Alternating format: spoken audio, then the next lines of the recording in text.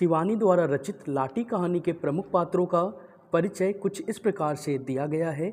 सबसे प्रमुख पात्र हमारी लाटी कहानी की बानो है। बानो का ही नाम लाटी है।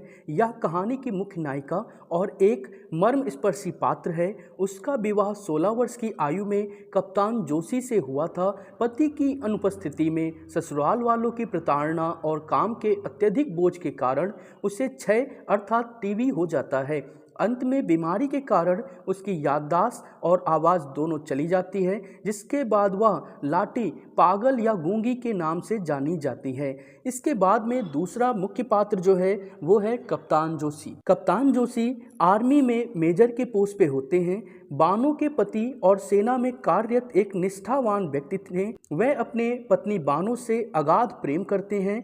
विवाह के 3 दिन बाद ही उन्हें युद्ध पर जाना पड़ता है। बानो के गायब होने पर उन्हें मृत मानकर वह दूसरा विवाह कर लेते हैं, लेकिन 16 वर्ष बाद जब वह लाटी से मिलते हैं तो उनकी पुरानी यादें और प्रेम भी फिर से जाग उठता है। इसके बाद में तीसरा प्रमुख पात्र है प्रभा। कप्तान जोशी की दूसरी पत्नी का नाम प्रभा था।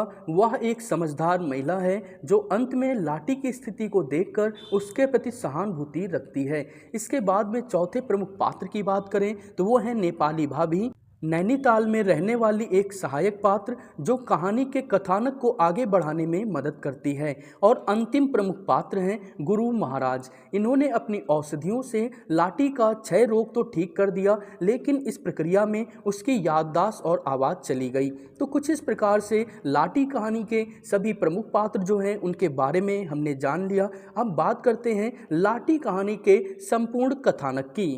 प्रसिद्ध उपन्यासकार एवं कथा लेखिका शिवानी द्वारा कृत लाटी कहानी एक घटना प्रधान कहानी है। इस कहानी में कप्तान जोशी का वर्णन है जो अपने बीमार पत्नी बानो से अत्यधिक प्रेम करते हैं। टीबी की मरीज होने के कारण जब उनकी पत्नी जिंदगी से निराश हो जाती है तो वह नदी में कूदकर आत्महत्या करने का प्रयास करती है तथा बाद में लाटी बनकर कप्तान से मिलती है, परंतु बोल नहीं पाती। तो इस कहानी का सारांश कुछ इस प्रकार से है। कप्तान जोशी गोठिया टीबी सैनिटोरियम के 3 नंबर के बंगले में 2 गुना किराया देकर अपनी रोगड़ी पत्नी बानो के साथ रहता था। बानो से अत्यधिक प्रेम के कारण वह उसको देख सहज भाव से मुस्कुरा देता तथा उसे प्रसन्न करने की पूरी कोशिश करता। बंगले के बरामदे में पत्नी के पलंग के पास वह दिन भर कुर्सी डाले बैठा रहता।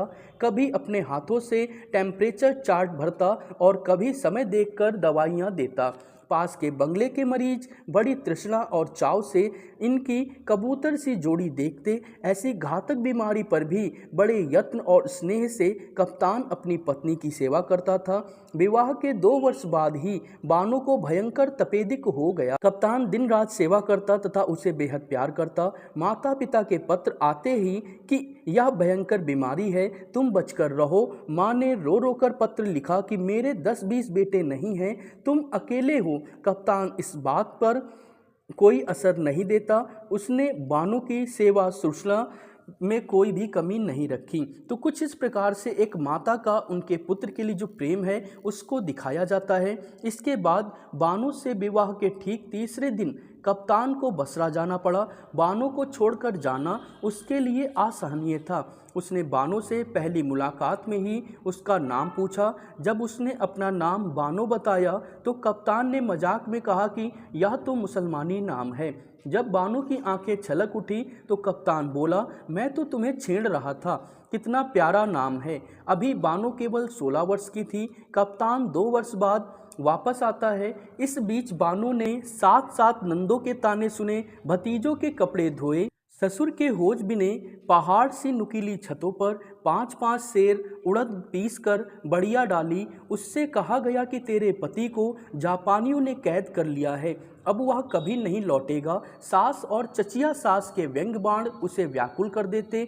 वह घुलती गई और एक दिन क्षय रोग से पीड़ित होकर उसने चारपाई पकड़ ली। साल बाद कप्तान आया और आकर बानो को देखने चल दिया तो घर वालों के चेहरे लटक गए। एक प्राइवेट वार्ड के बरामदे में लेटी बानो को देखकर कप्तान के होश उड़ गए। 2 वर्ष में बानो घिसकर और भी बच्ची बन गई थी। कप्तान को देखकर उसकी आंखों से आंसू टपकने लगे। लगे। बानों की नाजुक हालत देखकर अंततः डॉक्टर ने कप्तान को नोटिस दे दिया कि कमरा खाली करके मरीज को घर ले जाइए। कप्तान ने बानों से कहा, घर नहीं, दूसरी जगह चलेंगे।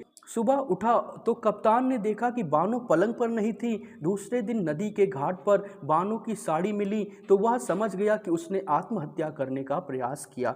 कप्तान का 1 साल में ही विवाह हो जाता है। 2 बेटे और 1 बेटी उसकी दूसरी पत्नी प्रभा ने उसे दिए। कप्तान अब मेजर हो गया। 15-16 साल बाद कप्तान प्रभा के साथ नैनीताल घूमने गया। प्रभा की जिद पर वह सड़क की ही चाय की दुकान पर उसके साथ चाय पीने बैठ गया। वहीं पर वैष्णव साधुओं के झुंड के साथ उसे बानो मिलती है, जो कि अब जीभ कट जाने के कारण बोल नहीं पाती और उसकी याददाश्त भी चली गई है। प्रभा उसकी सुंदरता पर मुग्ध थी। वैष्णवियों के ही बातचीत से कप्तान को यह निश्चित हो जाता है कि लाटी ही बानो है। उसका प्रेम अभी भी बानो के प्रति समाप्त नहीं हुआ था, लेकिन अब वह जीवन की दौड़ में बहुत आगे बढ़ चुका था। वह सोच ही रहा था कि प्रभा ने चलने के लिए कह दिया।